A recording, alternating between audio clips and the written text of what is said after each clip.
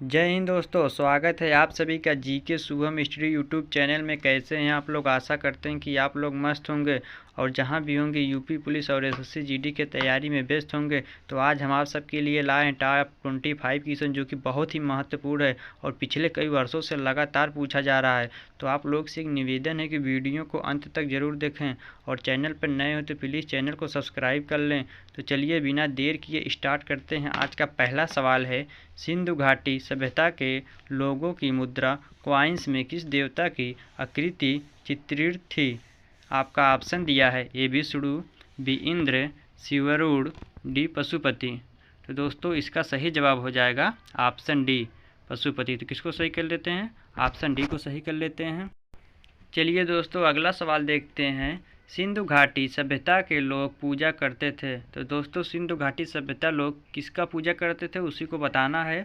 तो आपका ऑप्शन दिया है ये ब्रह्मा, बी इंद्र और वरुण, सी पशुपति, डी विष्णु। तो दोस्तों इसका सही जवाब हो जाएगा ऑप्शन सी पशुपति। तो किसको सही करेंगे? ऑप्शन सी को सही कर लेते हैं दोस्तों। चलिए अगला सवाल देखते हैं। निम्नलिखित में से किस विद्वान सर्वप्रथम हड़प्पा के अवशेषों को खोजा था? तो आपका ऑप्शन दिया है A R D Banerjee, B A Cunningham, C sir John Marshall, D Dayaram Sahni. तो दोस्तों इसका सही जवाब हो जाएगा ऑप्शन बी ए कनिघम। तो किसको सही करेंगे? ऑप्शन बी को सही कर लेते हैं। चलिए अगला सवाल देखते हैं। भारतीय सभ्यता से जुड़ा कौन सा देश है? तो दोस्तों भारतीय सभ्यता से जुड़ा कौन सा देश है? तो आपका ऑप्शन दिया है A D D Goswami, B sir Mortimer Wheeler, C sir Vincent Smith, D sir Alexander Cunningham. तो इसका सही जवाब हो जाएगा option D sir Alexander Cunningham. तो किसको सही करेंगे? ऑप्शन डी को सही कर लेते हैं। चलिए अगला सवाल देखते हैं। हड़प्पा की सभ्यता निम्नलिखित से संबंधित है। हड़प्पा की सभ्यता निम्नलिखित से संबंधित है। तो आपका ऑप्शन दिया है ए नवपाषाण युग, बी पूरा पाषाण युग, सी लौह युग, डी कांस्य युग। तो इसका सही जवाब हो जाएगा ऑप्शन डी कांस्य युग। तो किसको सही करेंगे? ऑप्शन डी को सही कर लेते हैं। चलिए अगला क्वेश्चन देखते हैं। हड़प्पा संस्कृति की मुद्राओं एवं पक्की मिट्टी की कलाकृतियों में किस पशु का चित्रण नहीं किया गया था? हड़प्पा संस्कृति की मुद्राओं एवं पक्की मिट्टी की कलाकृतियों में किस पशु का चित्रण नहीं किया गया था?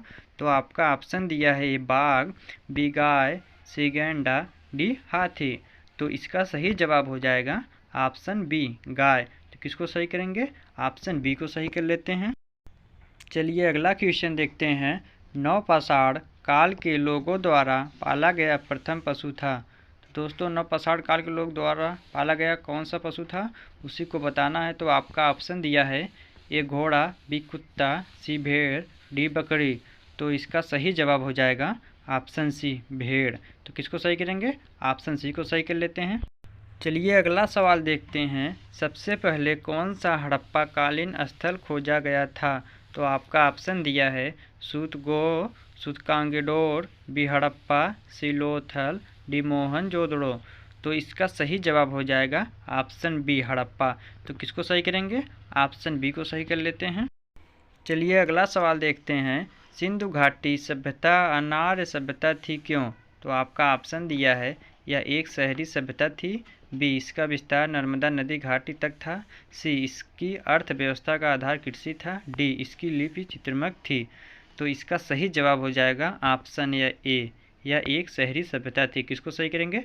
ऑप्शन ए को सही कर लेते हैं। चलिए अगला सवाल है। पूरा पाषाण काल में आदि मानव के मनोरंजन का साधन था। पूरा पाषाण काल में आदि मानव के मनोरंजन का साधन था। तो दोस्तों आपका ऑप्शन दिया है ए जुआ, बी संगीत, सी शिकार, डी घुड़सवारी। तो इसका सही जवाब हो जाएगा ऑप्शन सी शिकार। तो किसको सही करेंगे? ऑप्शन सी को सही कर लेते हैं। चलिए अगला सवाल है। केंद्र में मंत्रियों की परिषद के लिए जिम्मेदार है। तो केंद्र में मंत्रियों की परिषद के लिए जिम्मेदार है। तो कौन जिम्मेदार है? तो आपका ऑप्शन दिया है ए लोकसभा, बी सुप्रीम कोर्ट, सी मुख्यमंत्री, डी राष्ट्रपति। तो इसका सही जवाब हो जाएगा ऑप्शन ए लोकसभा। तो किसको सही करेंगे? ऑप्शन ए को सही कर लेते हैं। चलिए अगला सवाल देखते हैं। भारतीय राष्ट्रीय कांग्रेस का भव्य बूढ़ा किसे कहा जाता है?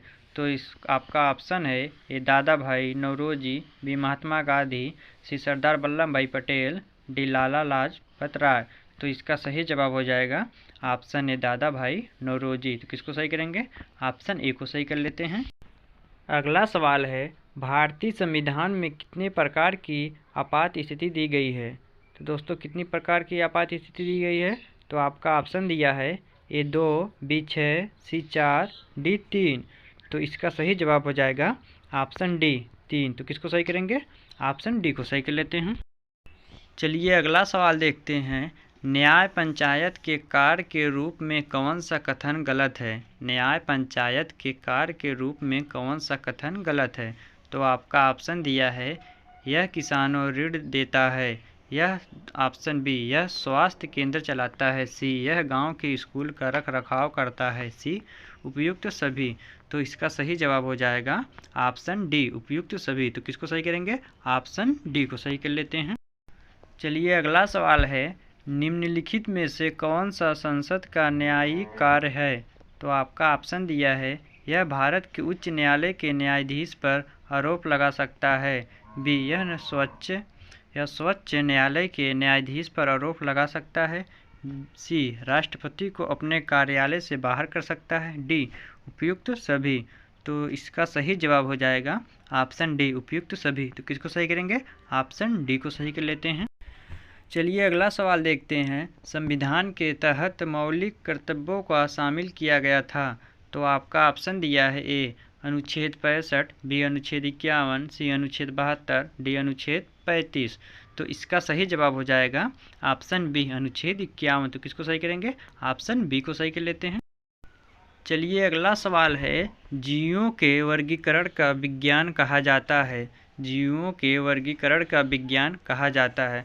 तो आपका ऑप्शन दिया है आकृति विज्ञान, बी टैक्सोनॉमी, सी एनाटॉमी, डी ज्योतिष। तो इसका सही जवाब हो जाएगा ऑप्शन बी टैक्सोनॉमी। तो किसको सही करेंगे? ऑप्शन बी को सही कर लेते हैं। चलिए अगला सवाल देखते हैं। वह प्रधानमंत्री जिनकी मृत्यु भारत के बाहर हुई थी। तो आपका ऑप्शन दिया है ये चंद्रशेखर, बी सर लाल बहादुर शास्त्री, सी श्री चौधरी सिंह, डी श्री वीपी सिंह। तो इसका सही जवाब हो जाएगा option B sir Lal Bahadur Shastri. तो किसको सही करेंगे? ऑप्शन बी को सही कर लेते हैं। चलिए अगला सवाल है आर्यों की प्राचीनतम भाषा थी। तो आपका ऑप्शन दिया है अफगानी, बी तमिल, सी उर्दू, डी संस्कृत। तो इसका सही जवाब हो जाएगा ऑप्शन डी संस्कृत। तो किसको सही करेंगे? ऑप्शन डी को सही कर लेते हैं। चलिए अगला सवाल देखते हैं। भारतीय संविधान को कब लागू किया गया था? भारतीय संविधान को कब लागू किया गया था? तो दोस्तों कब लागू किया गया था उसी को बताना है। तो आपका ऑप्शन दिया है 26 जनवरी 1950, बी 26 जनवरी 1951, सी 26 जनवरी 1952, डी 26 जनवरी 1956। तो इसका सही जवाब हो जाएगा ऑप्शन ए 26 जनवरी 1950। तो किसको सही करेंगे? ऑप्शन ए को सही कर लेते हैं। चलिए अगला सवाल है सीमांत गांधी के रूप में किसे जाना जाता है? सीमांत गांधी के रूप में किसे जाना जाता है? तो आपका ऑप्शन दिया है जीनीना, बी खान अब्दुल गफ्फार खान, सी अली भाई, डी जवाहरलाल नेहरू। तो इसका सही जवाब हो जाएगा ऑप्शन बी खान अब्दुल गफ्फार खान। तो किसको सही करेंगे? ऑप्शन बी को सही कर लेते हैं। चलिए अगला सवाल है मध्यकालीन युग के दौरान भारत में एक नई भाषा विकसित हुई थी। तो दोस्तों कौन सी भारत विकसित हुई थी उसी को बताना है। तो आपका ऑप्शन दिया है ए स्पेनिश, बी डच, सी अंग्रेजी, डी उर्दू। तो इसका सही जवाब हो जाएगा ऑप्शन डी उर्दू। तो किसको सही करेंगे? ऑप्शन डी को सही कर लेते हैं। अगला सवाल है पंचायतों की आय का स्रोत क्या है? पंचायतों की आय का स्रोत क्या है? तो दोस्तों क्या स्रोत है? तो आपका ऑप्शन दिया है ए परिवहन कर, बी आय कर, सी शिक्षा कर, डी हाउस टैक्स। तो इसका सही जवाब हो जाएगा ऑप्शन डी हाउस टैक्स। किसको सही करेंगे? ऑप्शन डी को सही कर लेते हैं। अगला सवाल कर लेते हैं दोस्तों गैर ग्रीन हाउस गैस है। गैर ग्रीन हाउस गैस है। तो आपका ऑप्शन दिया है ए सल्फर डाइऑक्साइड, बी क्लोरोफ्लोरोकार्बन, सी मीथेन, डी कार्बन डाइऑक्साइड। तो इसका सही जवाब हो जाएगा ऑप्शन ए सल्फर डाइऑक्साइड। तो किसको सही करेंगे? ऑप्शन ए को सही कर लेते हैं। चलिए अगला सवाल कर लेते हैं बड़े पैमाने पर पर्यावरण प्रदूषण हुआ है। तो आपका ऑप्शन दिया है ए केवल शहरी क्षेत्र में, बी ग्रामीण क्षेत्र में, सी औद्योगिक और शहरी क्षेत्र में, डी उपयुक्त सभी।